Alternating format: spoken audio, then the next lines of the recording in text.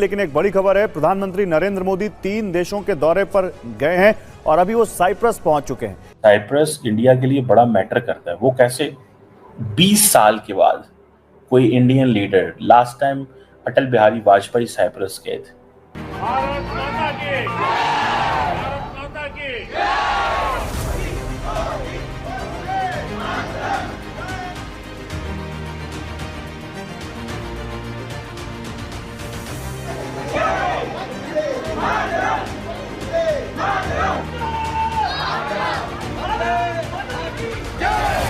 मोदी मोदी मोदी। पाकिस्तानियों, ये क्या हो गया? आप क्या सोच रहे हैं इस बारे में? और इससे ज्यादा नाज़रीन मुझे दुख, नरेंद्र मोदी को एक जालिम का इस तरह वार्म वेलकम बनता है, क्योंकि इंडियंस अपने कंट्री को, भारत को अपनी माँ समझते हैं। वो अपनी इस धरती को, इस प्लेनेट को भी माँ कहते हैं। प्रधानमंत्री नरेंद्र मोदी 3 देशों की विदेश यात्रा पर हैं। रविवार को साइप्रस से उन्होंने अपने विदेशी दौरे की शुरुआत की। साइप्रस के राष्ट्रपति निकोस क्रिस्टोडोलिडेस ने प्रोटोकॉल तोड़कर एयरपोर्ट पर प्रधानमंत्री मोदी का भव्य स्वागत किया। प्रधानमंत्री मोदी ने अपने भव्य स्वागत के लिए साइप्रस के राष्ट्रपति का आभार भी जताया। माता, लगता है कि पाकिस्तान को तो सारी बात G7 में नहीं बुलाया जाता, क्योंकि हम we are not that power, हम इकोनॉमी वो नहीं है। तो क्या इतनी इज्जत देना नरेंद्र मोदी को, जो कि गुजरात का कसाब तो है ही, साथ साथ कश्मीर का भी कसाब है, क्या इतनी इज्जत देना बनता है उस कसाब नुमा किरदार को? ये बहुत बड़ा सवाल है। जहां आप भी कह सकते हैं, अगर आप अपनी जमीन को, अपनी कंट्री को अपनी माँ समझते हैं तो आप कह सकते हैं, लेकिन ऐसा रिवाज नहीं है वहां पर। और वरना आप कह सकते हैं पाकिस्तान माता नहीं तो आप माँ कह सकते हैं, पाकिस्तान माँ की जय। या जय नहीं कहना चाहते तो आप कह सकते हैं पाकिस्तान माँ जिंदाबाद।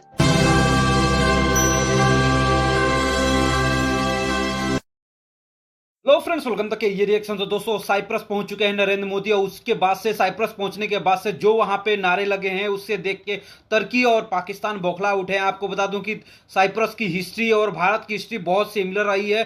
जब साइप्रस के ऊपर जब तुर्की ने कब्जा कर लिया था, तब तत्कालीन प्रधानमंत्री अटल बिहारी वाजपेयी ने जो कारनामा कर दिखाया था, उसके वजह से तुर्की भी हैरान रह गया। चलिए देखते हैं इसके ऊपर खुद पाकिस्तानी मीडिया क्या बातें कर रहा है। दोस्तों, आपसे रिक्वेस्ट है कि चैनल को आपने सब्सक्राइब नहीं किया तो सब्सक्राइब करना न भूलें। साइप्रस है इंडिया के लिए बड़ा मैटर करता है। साइप्रस इंडिया के लिए बड़ा मैटर करता है। वो कैसे?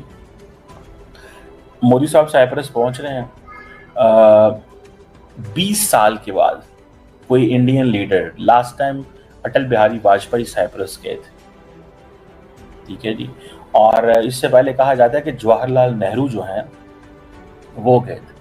और उस वक्त की जो जवाहरलाल नेहरू ने भी जो एक ओल्ड कनेक्शन है वो बिल्ड किया, particularly non aligned movement, NAM का जो कनेक्शन है वो बिल्ड किया था। और साइप्रस की जो लीडरशिप है वो भी इंडिया आती जाती रही है माजी के अंदर में भी।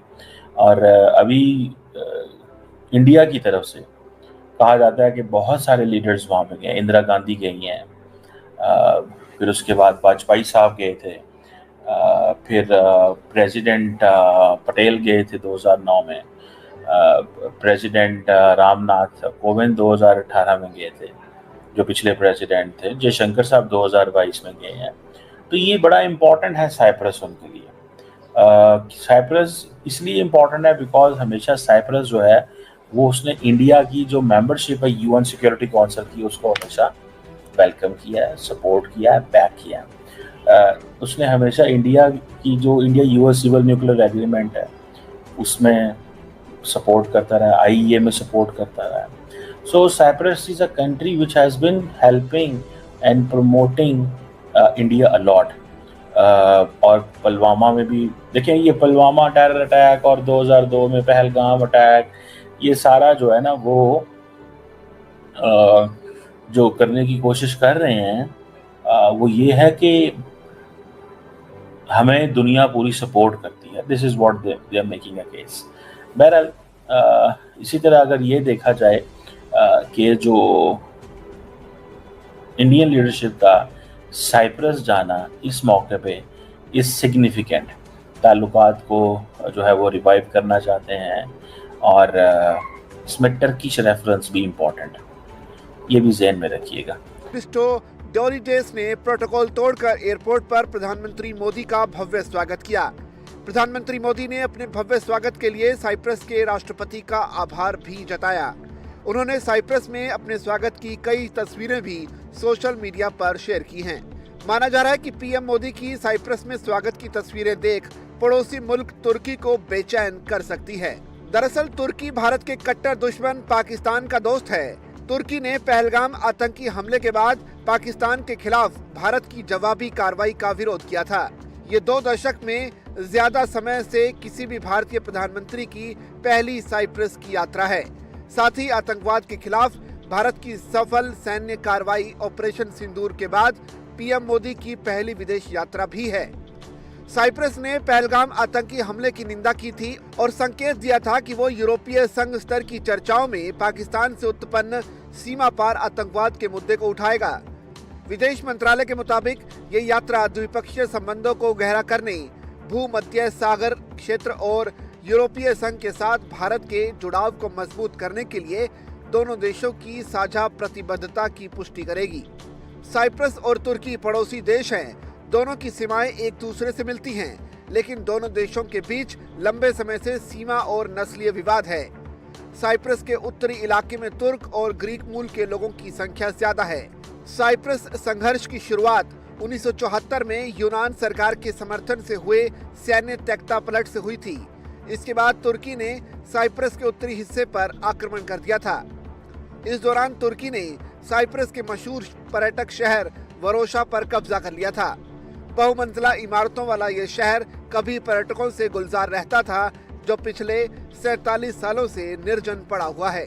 बीबीसी की रिपोर्ट के मुताबिक तुर्की ने 35,000 सैनिकों को इस क्षेत्र में तैनात किया हुआ है। इस घटना के बाद से ये द्वीप 2 हिस्सों में बटा हुआ है।